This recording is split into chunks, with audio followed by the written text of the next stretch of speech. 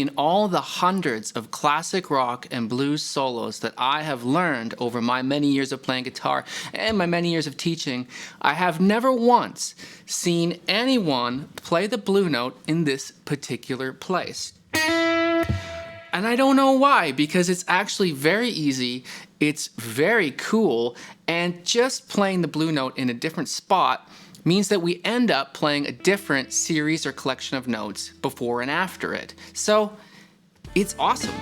Why don't we do it?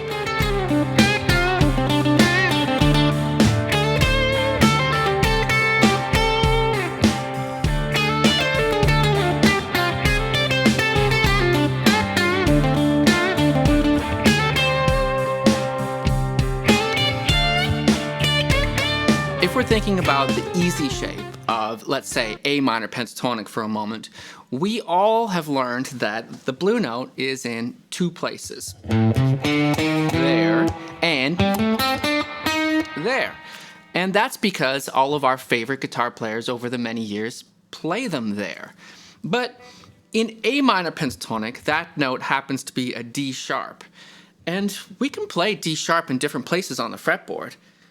And why wouldn't we choose another spot to play that D sharp if it's just as convenient? Because there's one right here.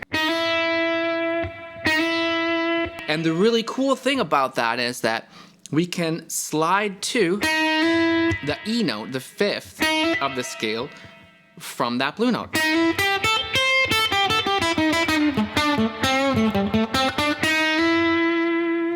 So we have the same note. It's here where we normally play it, but it's also here. You can stretch it, you can hear them, and then we can slide it. So having that little slide means that we can do the slide and then hit basically any other note of minor pentatonic. And there's some particular ones that are very convenient and easy to do. So for example, we could just go up to the 8th fret on the B string there. And then just descend in minor pentatonic with the other blue note maybe, as we might normally do, right? So that might be something like... Now that's cool. I could play those same notes without using that little secret hidden blue note. Can I do that? Yeah. I could do it like that. And it sounds cool. It sounds basically the same, but it's harder. So why wouldn't I play it here? So much easier. I'm going to put some tabs on my website that you can download that will have some exercises for you to practice using this hidden blue note. The link is in the description below. Let's try a different direction after doing this little blue note slide. I could go up to the root like that. I mean, how easy is that?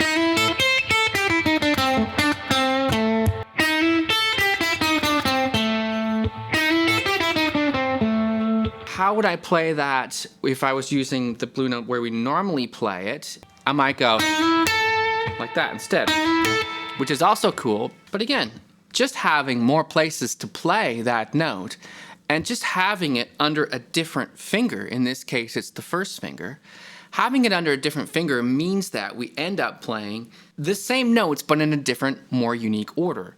Or you could say just having that little slide there means I would play it differently. And there's the third option, right? That's a really cool one because we get this big jump. We're gonna go and up to that minor third, that C. And then just descend, whatever, however you like to descend your standard minor pentatonic shape. And you'll notice on the way down, I'm using my usual place for that minor pentatonic. It's pretty cool, right?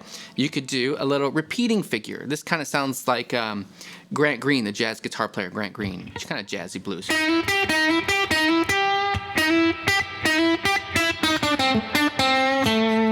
And it's kind of weird how we get this repetition of the blue note in two different places. We could use that. We could do something really funky and interesting.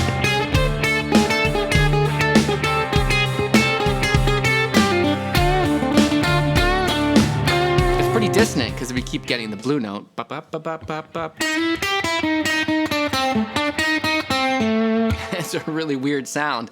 But it's interesting having the blue note on two different strings, because when you have the same note on two different strings, they do always sound slightly different, right? One string is thicker than the other, so they sound ever so slightly different. So let's move that up. We could move that to any key just using that easy shape. We don't really have to barely think about it. We know where it is when we memorize where it is based on that shape. So in D minor pentatonic, it's here on the B string 9th fret.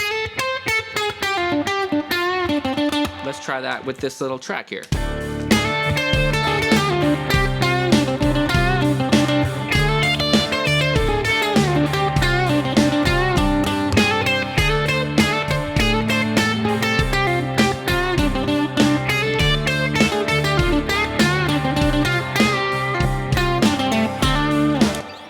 It's quite funky. There's something about it being there and being able to slide to it. I think it really does remind me of Grant Green. If you know that album called Feelin' the Spirit, there's one song on that album where he does this. I don't know if he's playing those notes all on the same string, but it sure sounds like it. And he does it over and over again, but it's super cool.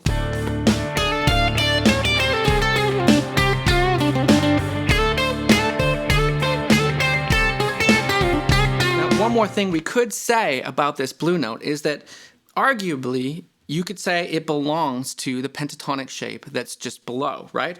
So if I'm in D minor pentatonic here at the 10th fret, my easy shape is 10, 13, 10, 12, 10, 12, 10, 12, 10, 13, 10, 13, right? And the shape just below that would be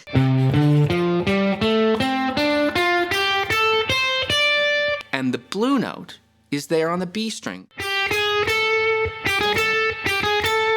And that is the blue note that we're using. We're just sort of borrowing it, in a sense, from the shape below.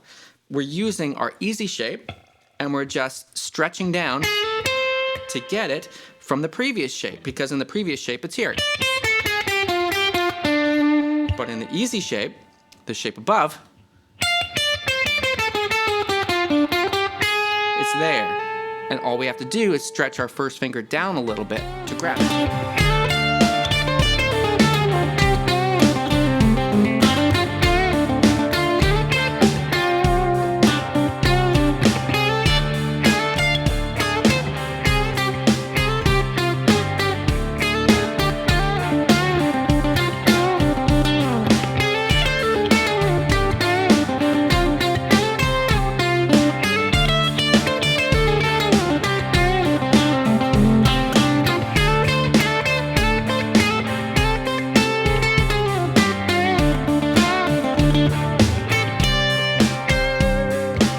Let me know if you can think of any kind of famous song, or even not that famous song, where a guitar player is using the blue note in this particular way. I really want to know.